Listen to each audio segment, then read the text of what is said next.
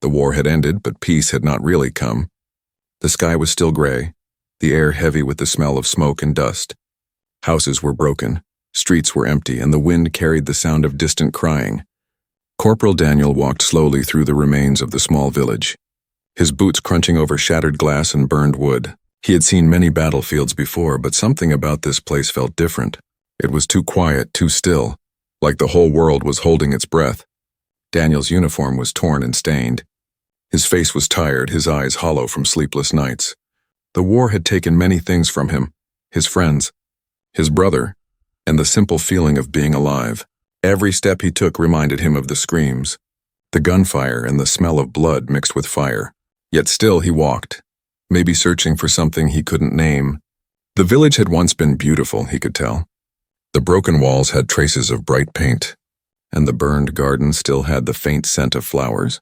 Children must have played here once, running through the streets while their mothers called them home for dinner. Now there was only silence, the kind that pressed against his ears until it hurt. He turned a corner and stopped. Ahead of him stood a church, or what was left of it.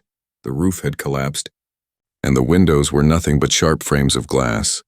The tall cross on top was bent, half melted by heat, but still standing like a stubborn survivor. The sight of it made Daniel's chest tighten.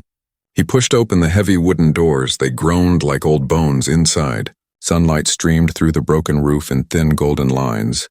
Dust floated in the air like ghosts. The floor was covered with ashes and pieces of the ceiling. The air smelled of smoke and something faintly sweet.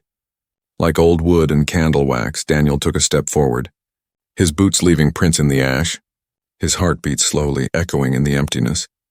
There was something about the place, a strange calmness, like time had stopped here. He looked around, trying to imagine the people who used to gather, singing and praying for peace that never came. Then he saw it near the front. Where the altar used to be stood a piano. Its black surface was burned, the lid half melted, and the keys were covered in soot. Yet it was still there, standing tall in the ruin.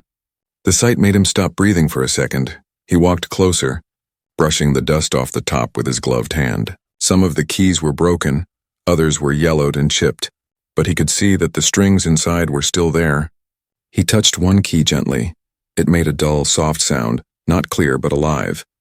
The sound echoed faintly through the church. Like a whisper from another time, Daniel stood still, remembering something he had tried so hard to forget. His brother Michael had been a musician before the war. He used to play the piano every evening, filling their small house with laughter and light. Daniel had never learned to play, but he loved listening. Michael's music could turn even the darkest days bright. When the war came, Michael joined too, but he never came back.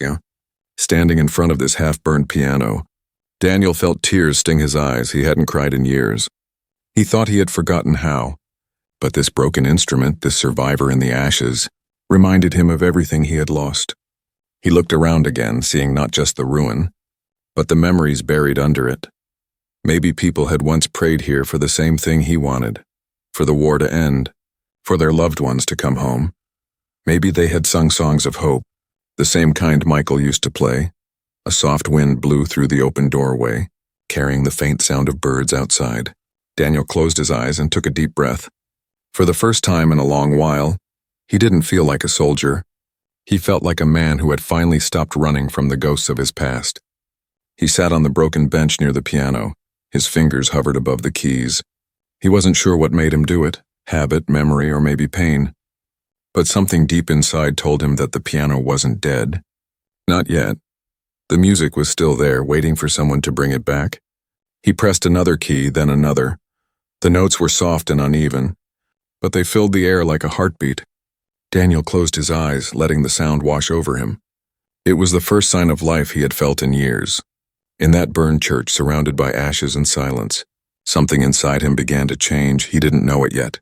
But this small act, touching a broken piano, would start something that the world would never forget. The story of one soldier, one piano, and one melody that could make even the strongest hearts cry. Daniel sat in the burned church, his fingers resting on the cracked piano keys.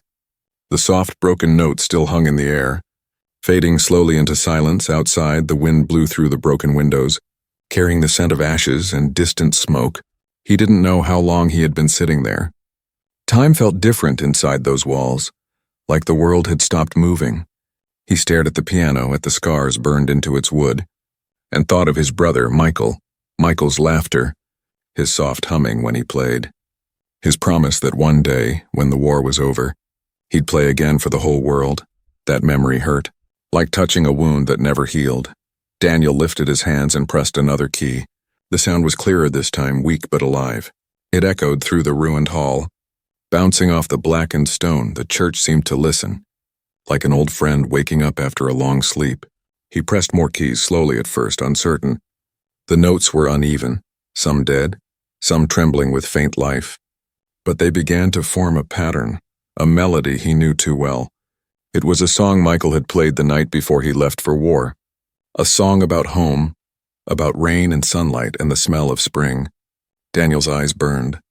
His throat tightened. He tried to swallow, but the weight in his chest wouldn't let him. The music sounded strange now, broken and haunting, but still beautiful. It was like hearing his brother's voice again through the smoke. Outside the church, footsteps crunched against the dirt.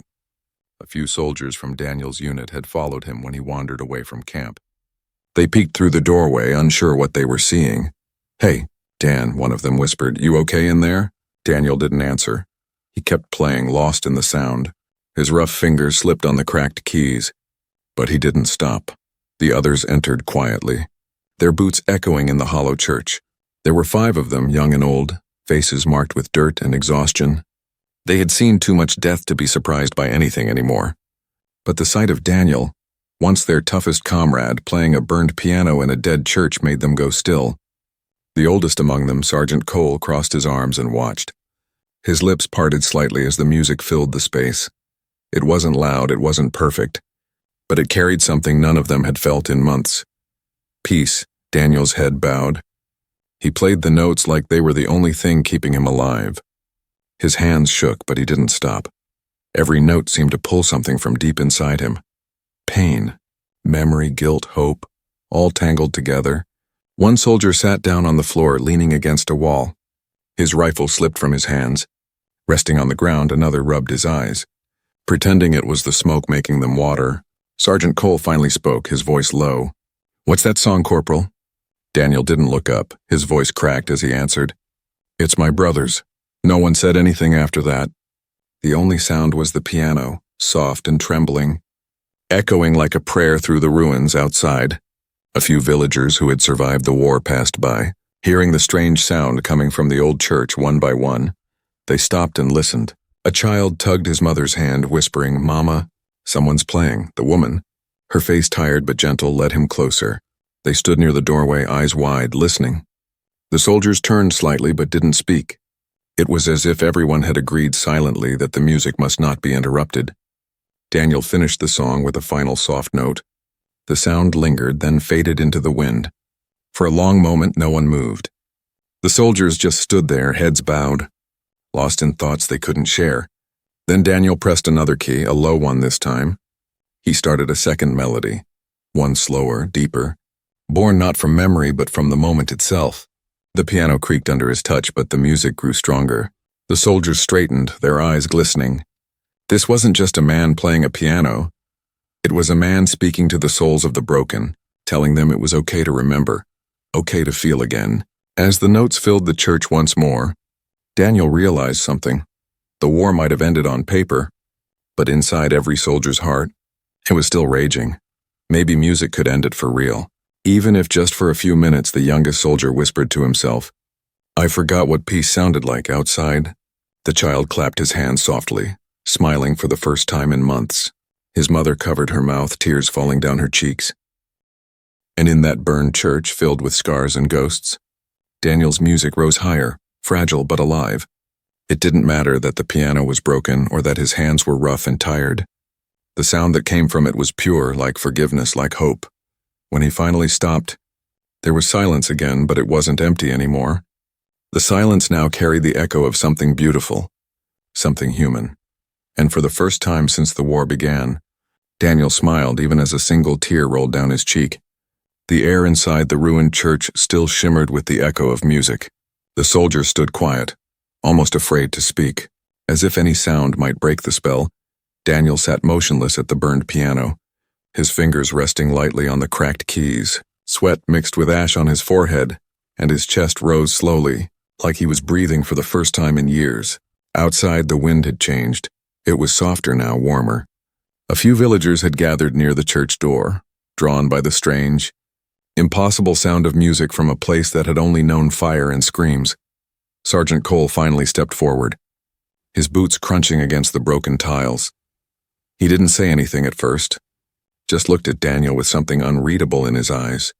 Then he sat on one of the fallen wooden beams and took off his helmet. "Play another one," he said quietly. Daniel blinked, surprised. He had expected silence.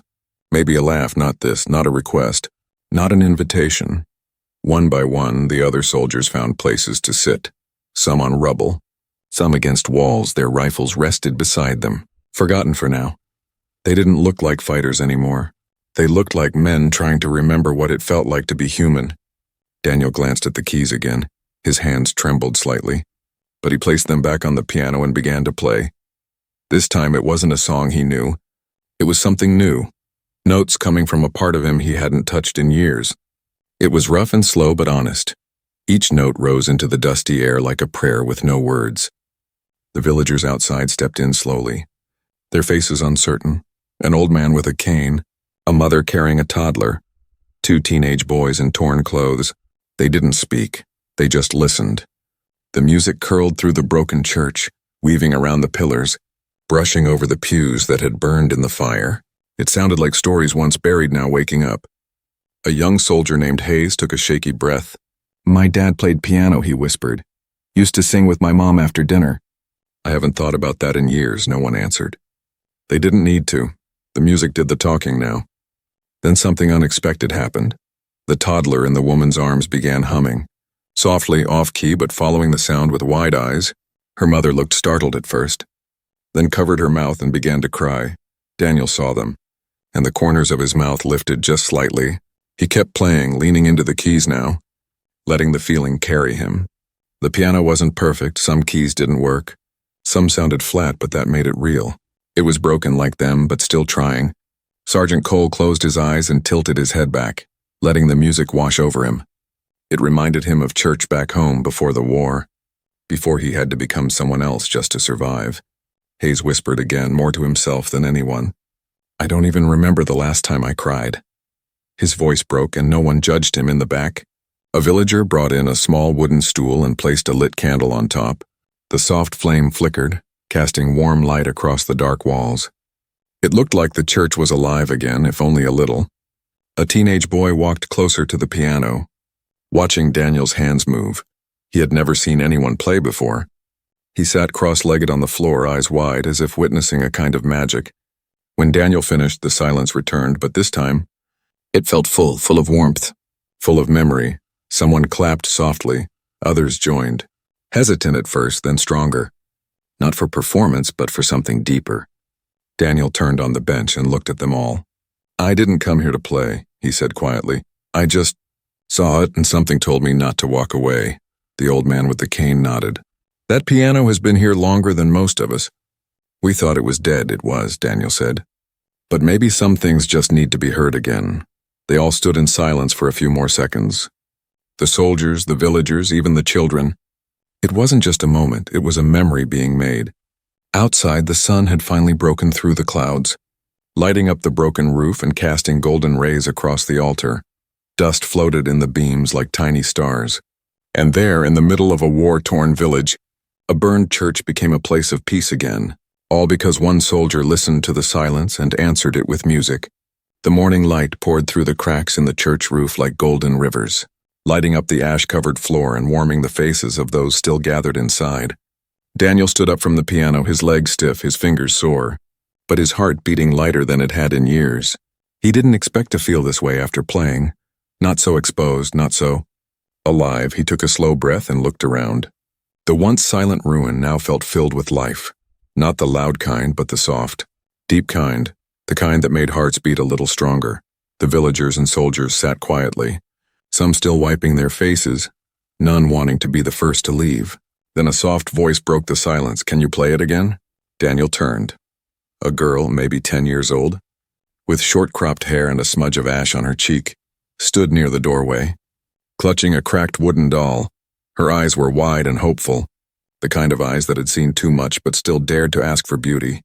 He hesitated. The same song? She nodded slowly. It made Mama stop shaking. Daniel looked over and saw her mother sitting near the wall, her arms wrapped tightly around herself, staring not at him but at the floor. Her hands trembled faintly like leaves in a breeze. He walked back to the bench and sat down again. This time he didn't play the same tune exactly. Instead, he played a softer version, slower, like a lullaby for people who forgot how to sleep without fear. The girl sat down cross-legged near the piano, hugging her doll. She didn't smile, but she didn't cry either. She just listened, and her mother leaned her head back. Closing her eyes, the music was different now. It carried something new, something healing. Daniel didn't try to impress anyone. He let his fingers wander, pulling fragments of old melodies from memory and blending them with new ones. Each note was like a breath in a room that had forgotten how to breathe. More villagers arrived. Some brought candles, others small flower bundles. They didn't speak, they just entered and sat. Drawn by the music, by the stillness, Sergeant Cole rose and stepped outside. He returned a few minutes later with a chair he had taken from the remains of the mayor's house down the road. He placed it near the altar for an elderly woman who had trouble walking. She sat down with a grateful nod and closed her eyes as the music filled the church. A boy entered carrying a basket of apples.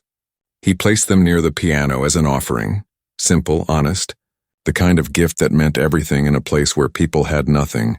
One of the young soldiers, Private Mason, suddenly got up and walked to the back of the church. He found an old broom lying in a corner. Partly burned still, he began sweeping the floor, clearing ash gently from where the villagers sat. Another soldier helped him. Then a teenage girl joined in. Soon followed by a few others, slowly, silently, the church began to look less like a ruin and more like a place someone could believe in again. Daniel kept playing, unaware of the transformation around him. His eyes were closed, his head bowed. The piano was no longer a wreck to him. It was his brother's voice, his mother's kitchen, his father's quiet humming. It was every moment he thought the war had stolen forever. Then the melody shifted again. This time it became playful, hopeful, like morning light chasing away fog. Children began swaying side to side, one even giggling. A dog wandered in and sat beside a soldier. Tail wagging slowly, the girl with the doll looked up at Daniel. "My papa played piano before the bombs. I thought all pianos were gone." Daniel smiled gently. This one waited.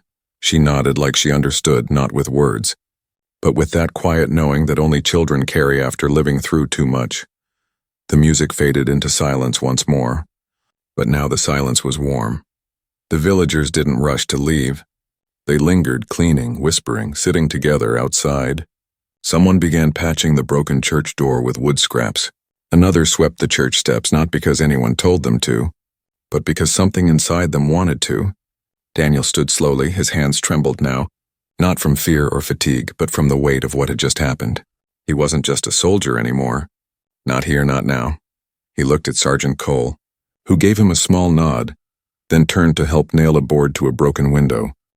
And Daniel understood. This wasn't just about music. It was about remembering how to rebuild, not just with wood and nails, but with hope. The church had been a place of ashes.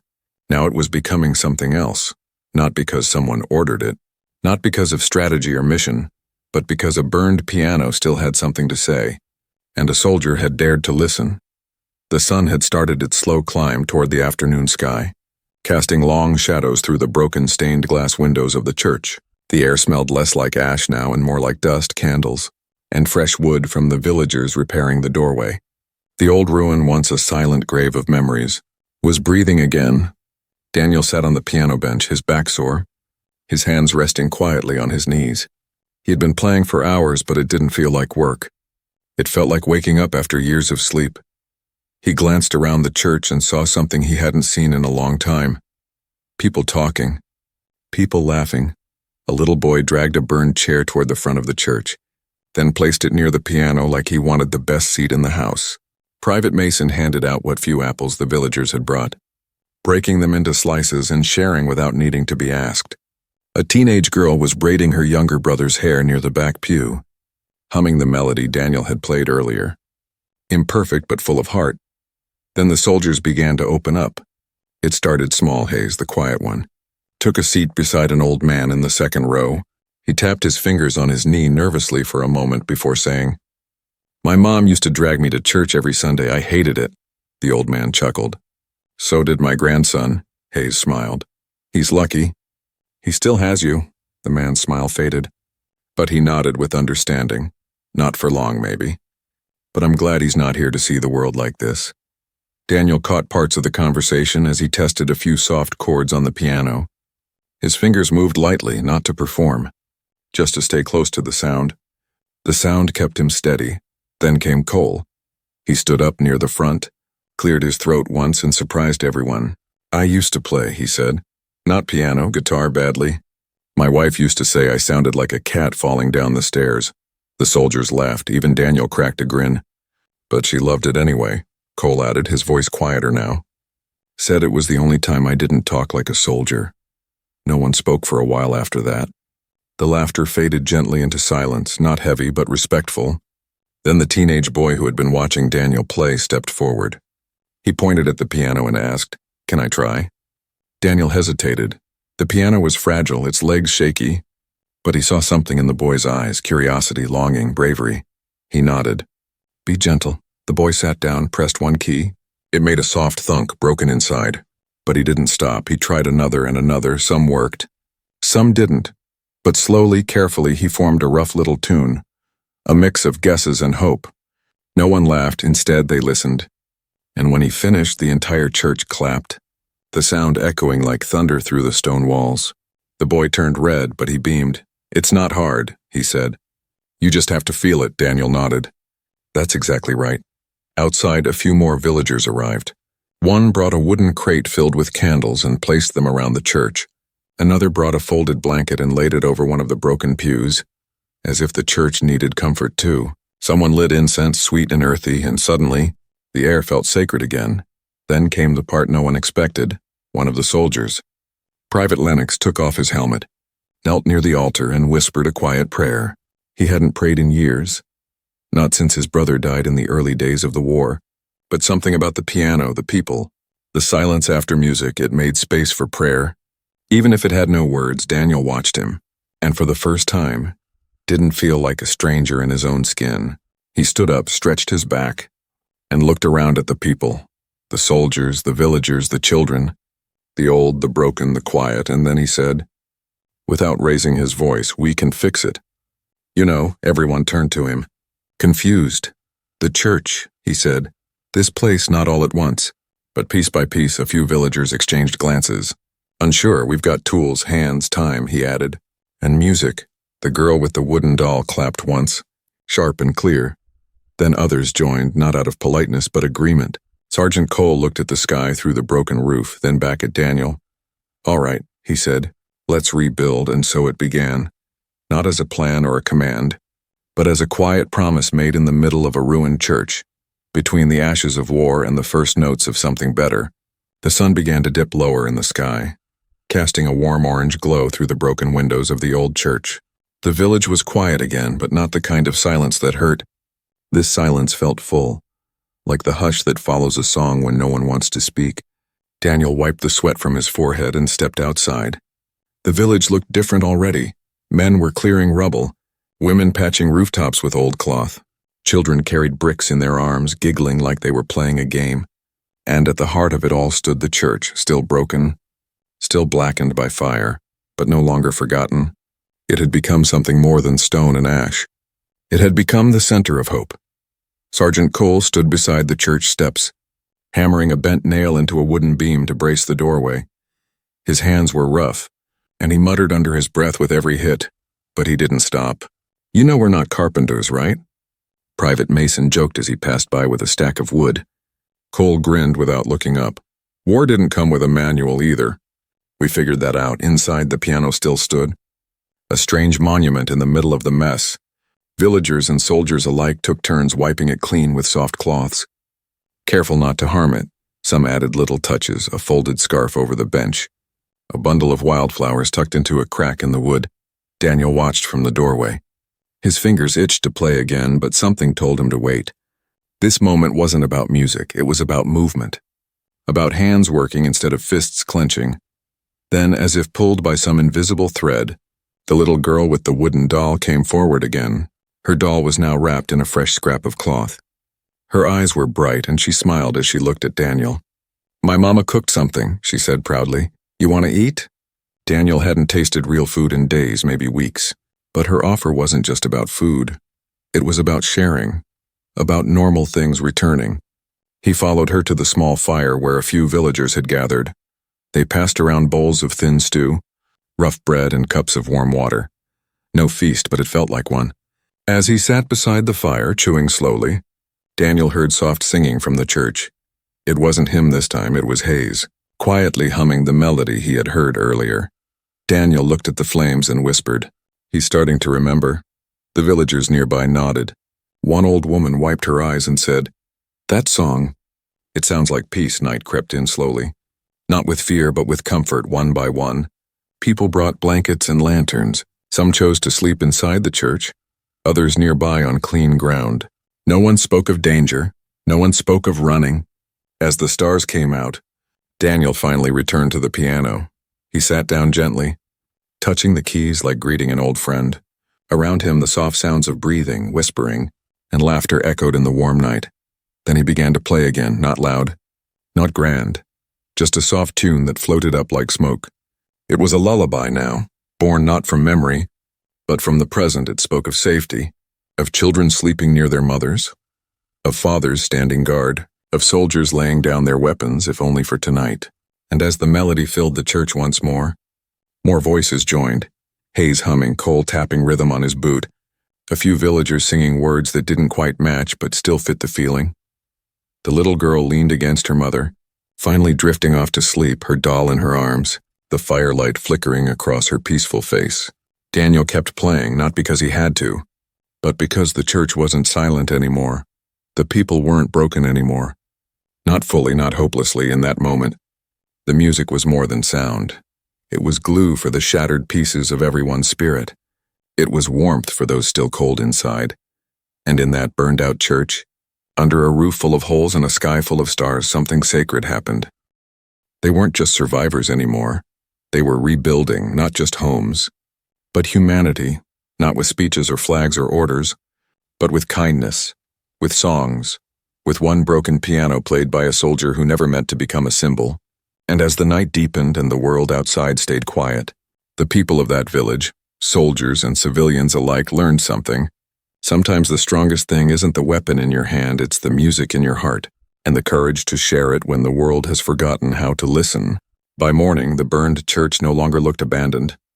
It still bore its scars, blackened walls, missing roof tiles, cracked floors, but now it looked lived in, warmed by human hands and voices. The cold emptiness had been replaced with quiet movement, small repairs, and the scent of freshly cooked broth drifting through the air. Daniel woke up on a folded blanket near the piano. His back ached, but he didn't mind. Around him, people were stretching, yawning, tending small fires. A child was sweeping the floor with a bundle of dry reeds, humming softly under her breath. The piano sat like a proud elder in the room, patched with cloth and ribbon, a few of its keys newly cleaned with oil and care. Daniel sat up, rubbing his eyes.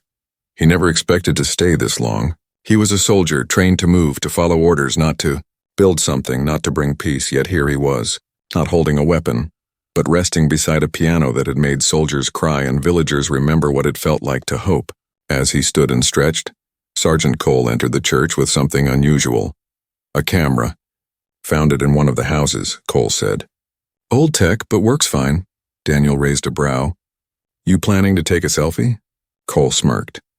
No, you're going to play again, and this time the world's going to hear it. Daniel froze. Why? Because this matters, Cole said, suddenly serious.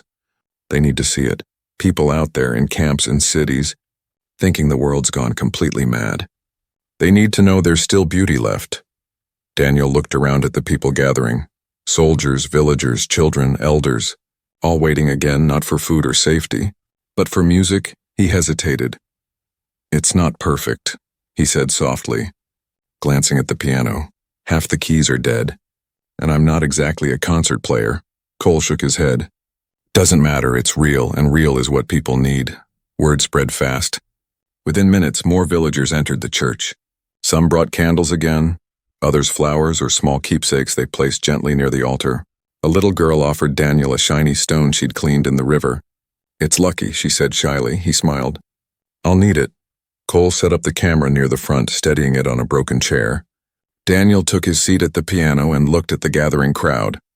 Every face was waiting, every heart seemed open. He took a breath, closed his eyes, and began to play. This time the music was bold. The notes carried confidence, pride, and power. The song rose through the broken beams and into the morning sky, carried on wind and birdsong. It was a melody of survival, not soft or sad but full of life. It told the story of people who had lost everything and still stood tall, of children who laughed again, of strangers who became family. The villagers swayed gently, eyes closed, faces glowing in the candlelight. The soldiers, hardened and worn, sat like children at story time. Their hands relaxed, their expressions softened. Cole pressed the record button, his hands steady. The camera captured everything. Daniel's fingers moving across the keys, the shifting sunlight on stone, the emotion rising in every face. Outside, a young boy climbed the bell tower. He rang the cracked bell once, twice, the sound echoed through the valley, and others in the distance turned their heads. Curious, by the time Daniel finished, there was not a dry eye in the room. But the tears weren't only for sorrow, they were for healing. As the final note faded, the church burst into soft applause. Not loud, not wild, but steady, respectful, grateful. Cole turned off the camera and nodded. "We'll send this to every corner of the region. Let them see what happened here." A few villagers helped Daniel stand. His legs were stiff, his hands tingling, but his heart felt light. He stepped outside into the sunlight, blinking. The village beyond the church looked brighter, not because it had changed, but because they had later that evening. The camera's footage was uploaded from a nearby military outpost. No editing, no music added. Just raw truth, one burned church, one broken piano, and one man playing the soul of a village within hours. The video began to spread, first among soldiers, then to civilian networks, then across borders. It became known simply as "The Song in the Ashes." Letters began to arrive at the outpost. Families said they watched it every night to remember what mattered. Children asked if the piano was magic. Others asked if they could come visit the church. And Daniel, once just a soldier with no home to return to, became something else, proof that one note played in the right place, at the right time, could shake the whole world awake, not with power, not with violence, but with the sound of a single melody echoing through the silence, reminding everyone we are still here, and we still feel and we still hope. Years passed, and the village changed. The scars of war never vanished completely, but green had returned to the fields, laughter to the streets, and songs to the homes. The church that once stood as a blackened shell now stood proud, restored, not to erase its past, but to honor it.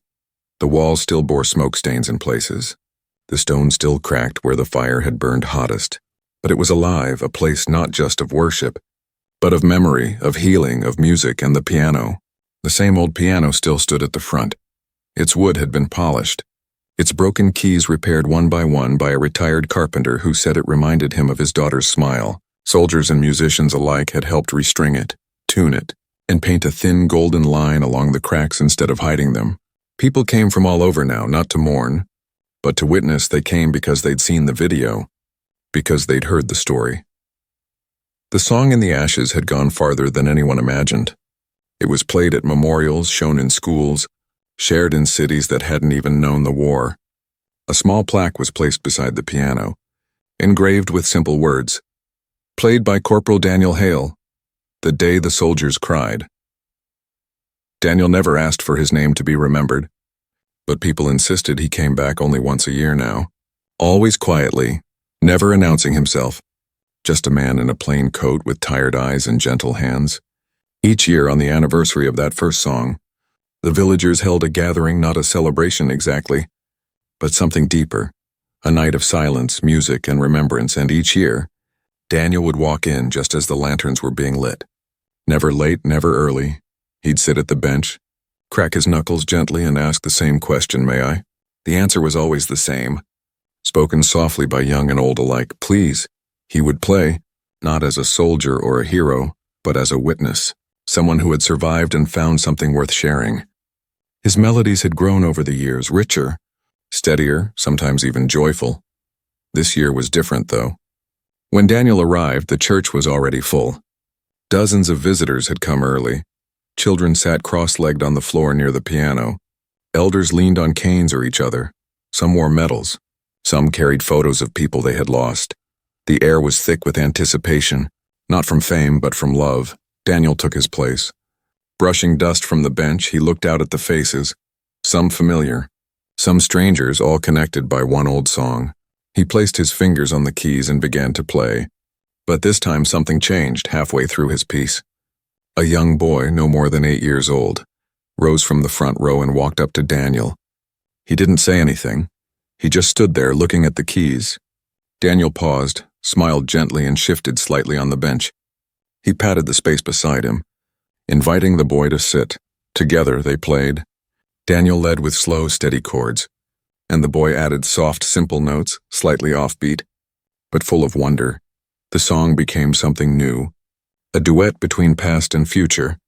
Between pain and promise, tears returned to the room. But they were different now, not tears of grief, but of gratitude as the final note hung in the air. Daniel turned to the boy. "What's your name?" "Micah," the boy whispered. "My papa showed me your video. He said when I feel sad I should listen. I listened every night." Daniel swallowed hard, his voice low. "You play beautifully." "Micah." Micah looked at the piano, his fingers still touching the keys. "I want to make people feel better too." Daniel placed his hand over the boy's and nodded, then never stopped playing. That night people didn't leave the church right away. They stayed long after the music faded, sharing stories, lighting candles, even dancing outside under the stars. The bell in the tower rang at midnight, one long, echoing chime that rolled over the hills like a promise kept. The next morning, Daniel walked alone through the village, past homes he had helped protect, past fields once burned, now green. He stood once more at the doorway of the church, looking back at the piano, at Micah, who now sat where he once had, pressing keys with careful joy, and Daniel smiled, not the half-smile of a tired man, but a full one because he knew something for sure now. The war had taken much, but it hadn't taken everything. The music lived on, not in him but in others, in children, in the hearts of those who chose hope over fear.